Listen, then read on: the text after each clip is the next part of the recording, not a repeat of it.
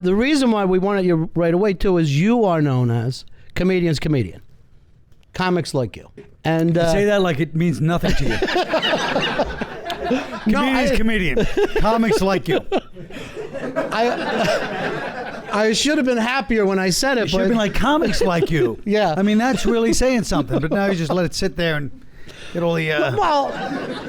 everyone think about that like, and at the end everyone's saying, so what? Well, Which is the only... You interrupted me. Silence in the air, so what? Has to be in there somewhere. I was going to say, and that has no worth. That's where I was... It doesn't have a lot of financial worth, that's for sure. But it does. It's got to mean something to you. The fact that people out there on the road and people who have done everything you've done for years will have like a story about you or talk about your integrity. That's got to be a good feeling. Sure, it is a good feeling, actually. You know, I mean, you know, it kept me in the business. You know, when I first started comedy, I got 0 laughs. I used to get no laughs. I mean, once in a while I would do okay, but I just could not. I just bombed more than any other comedian. I bombed every night.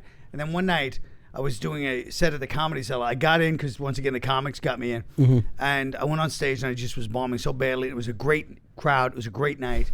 And just silence for like 20 minutes, like a Wednesday. I had the best spot. There was no excuse. And I was like, that's it. As I was leaving the stage, I was like, that's it for me. That's it. Obviously, this is not what I'm supposed to do. You know, and then the MC was this guy, Billiam Cornell, and he goes on stage right after I'm getting off, and I'm just thinking, that's it for me. I'll never do this again. You know, I gotta go into something else.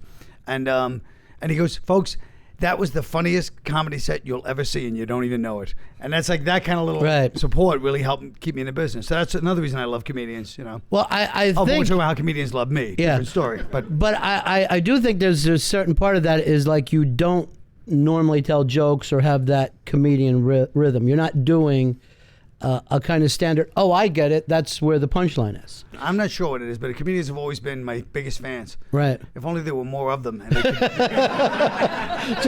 and they weren't notoriously cheap. If there was 2,000 in every town, it would exactly. Be great.